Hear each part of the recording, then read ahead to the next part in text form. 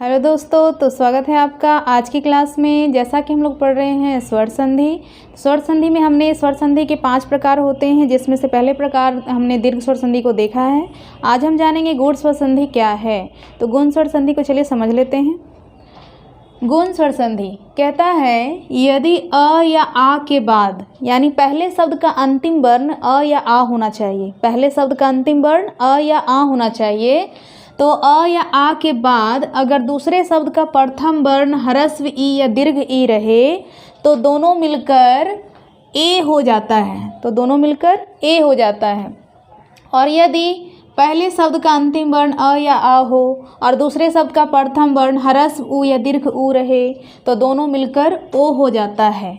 और यदि पहले शब्द का अंतिम वर्ण अ या आ हो और उसके बाद दूसरे शब्द का प्रथम वर्ण री हो तो दोनों मिलकर अर हो जाता है। स्वर वर्ण के इसी विकार को, विकार का मतलब परिवर्तन को, हम क्या कहते हैं? गूढ़ स्वर संधि कहते हैं। तो ये बहुत ही बड़ा हो गया। अगर आपको ये मतलब मुश्किल लगता है तो हम इसको दूसरे तरह से कहते हैं। जिन दो स्वर वर्णों के मिलने से, हम जानते हैं कि संधि में हमेशा दो वर्ण आपस में मिलते हैं और एक नए वर्ण का क्या करता है? निर्माण करता है। तो यहाँ पे देखेंगे जिन दो स्वर वर्णों के मिलने से ए, ओ और अर का निर्माण हो जाए उसी संधि को हम कहते हैं गूढ़ स्वर संधि। तो गूढ़ स्वर संधि क्या होगा? जिन दो वर्ण के मिलने से ए बन जाए या जिन दो वर्णों के मिलने से ओ बन जाए या जिन दो वर्णों के मिलने से अर बन जाए तो इसी विकार को, इसी परिवर्तन को हम कहते हैं क्या? गूढ़ स्वर संधि। तो आइए देख लेते हैं इसको उदाहरण के द्वारा अच्छे से हम समझने का प्रयास करते हैं। जैसा कि हमने आपको बताया कि यदि पहले शब्द का अंतिम वर्ण अ, दूसरे शब्द का प्रथम वर्ण ई हो तो दोनों मिलकर क्या बन जाता है? ए।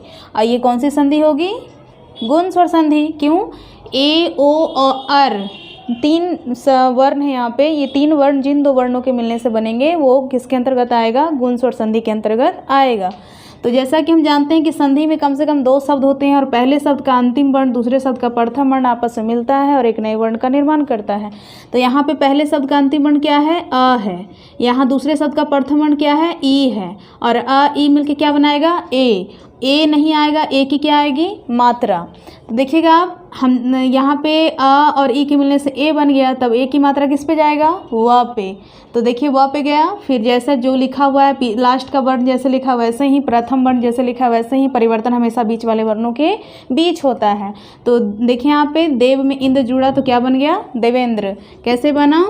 तो पहले शब्द का अंतिम वर्ण था ई, दूसरे शब्द का प्रथम वर्ण था पहले शब्द का अंतिम वर्ण था अ, दूसरे शब्द का प्रथम वर्ण था ई और दोनों मिलके क्या बन गया? ए। और ए की मात्रा किस पे जाएगा? व पे। क्यों? क्योंकि आ में से तो व में से तो अ निकल चुका है तो बचा हमारा क्या? आधा व। वही से आधा व में ए मिल जाएगा तो बन जाएगा वे। तो आप देख सकते हैं कैसे बना? देवेंद्र। उसी तरह से यहाँ पे देखिए, यहाँ पे क्या हो रहा है? सुर जोड़ ईस है। सुर में क्या जुड़ रहा है? ईस। तो र में क्या छिपा हुआ है? आ। यहाँ पे क्या है? दीर्घ ई। अगर आ के बाद दीर्घ भी आएगा तो भी क्या बनेगा? ए बनेगा। अब ए की मात्रा किस पे पड़ेगा? तो र पे। तो देख सकते हैं सुर में ईस जुड़ा तो क्या बन गया? सुरेश। तो ये सभी के सभी किसके उदाहरण हैं? गूढ़ स्वर संधि के। क्यों? क्योंकि हमारा उत्पाद क्या बन रहा है? ए। ए बने, ओ बने या फिर अर बने, तीनों में से कोई भी बने तो हम उसे कहेंगे गूढ़ स्वर संधि। उसी तरह से यहाँ पे देखिए माहा में क्या जुट रहा है? यहाँ पे आ है। पहले शब्द का अंतिम वर्ण हा में क्या है? आ है। और यहाँ पे क्या है? ई। तो आ के बाद ई आएगा तो भी क्या बनेगा? ए बनेगा। तो ए की मात्रा किस पे जाएगा? हा पे। अब तो क्या हो जाएगा? अब ये हा की जगह पे अब हे हो जाएगा। तो महा में इंद्र जुटेगा तो क्या बन जाएगा? महेंद्र। उसी तरह से रमा, रमा में इस जुड़ रहा है तब यहाँ पे देखिए आ है और आ के बाद दूसरे शब्द का प्रथम वर्ण क्या है? दीर्घ ई है। तो दीर्घ ई आएगा तो भी क्या बनेगा? ए बनेगा। अब ये जो मा था अब में हो जाएगा क्योंकि आ में ई मिलने से ए बन गया। तो रमा में इस जुड़ेंगे तो क्या बन जाएगा? रमेश। अब ये तो हो गई 4 डायग्राम हमारा किसका? ए का। अब बात कर लेते हैं ऊ का। तो अ में ऊ को मिलाते हैं तो क्या बनता है? सॉरी, यहाँ पे थोड़ा सा गलती हो गया है। आ में ऊ को मिलाने से क्या बनता है? ओ। क्या बनता है? ओ। आ में ऊ को मिला देते हैं तो क्या बनता है? चाहे आ के बाद ऊ आए, चाहे आ के बाद दीर्घ ऊ आए, आ के बाद ह्रस्व ऊ आए, आ के बाद दीर्घ ऊ आए, तो हमेशा अंतिम जो हमारा उत्पाद बनता है वो बनता है ओ। तो यहाँ पे देखिए चंद्र में उदय, तो यहाँ पहले शब्द का अंतिम वर्ण क्या है, द्र में छिपा हुआ है आ। अब यहाँ पे क्या है, दूसरे शब्द का प्रथम वर्ण ऊ, तो आ में ऊ के मिलने से क्या बनेगा, ओ। तो ओ की मात्रा अब किस पे चला जाएगा, द्र पे, तो देखिए द्रो हो जाएगा। तो चंद्रोदय, चंद्र में उदय जुटेगा तो चंद्रोदय। ये कौन सी संधि होगी, गुण स्वर संधि। क्यों होगी, क्योंकि क्या बना हमारा ओ।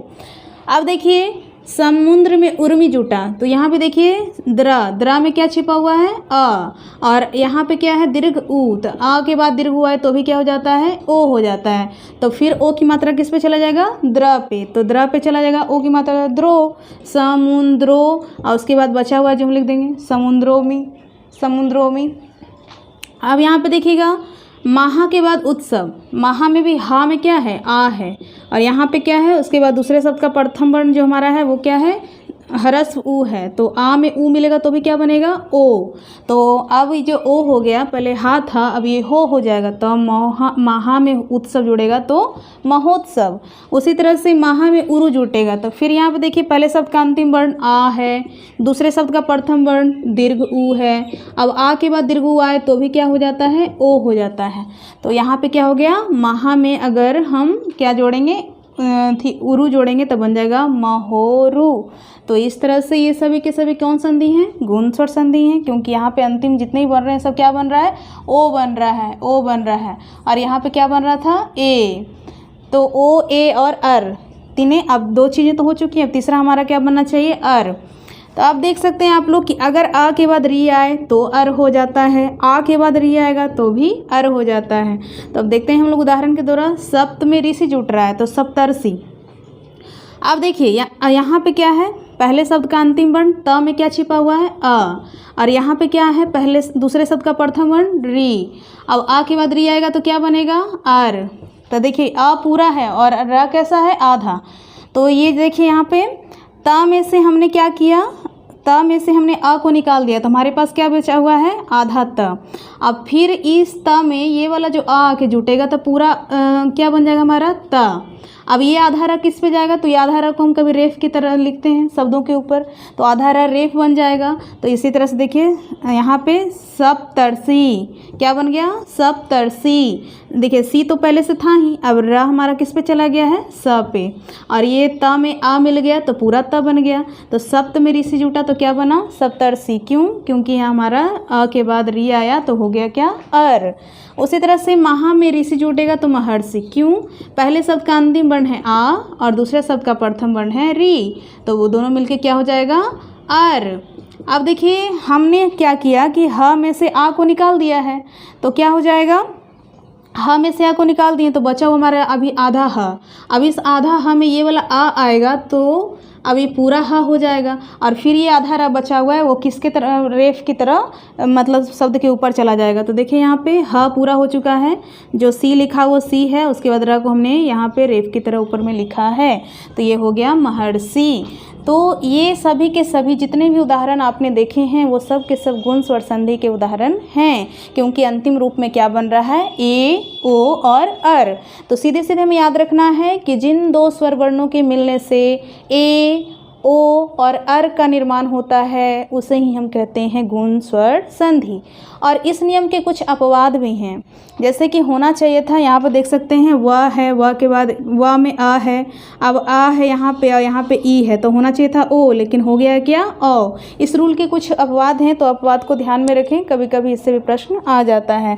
तो स्व में ईर जुट रहा है तो होना चाहिए था स्वेर, लेकिन क्या हो गया है, स्वेर। नियम का पालन नहीं करता है तो उसे हम कहते हैं क्या, कि वो उस नियम का क्या है, अपवाद है। उसी तरह से देखिए यहाँ पे अछ, अब यहाँ भी छ में क्या है, अ है, यहाँ पे ऊ है, तो होना चाहिए था ओ, लेकिन फिर क्या हो रहा है, औ हो जा रहा है। तो अछ में ऊ ही नहीं जुटेगा, अच्छौहनी हो गया।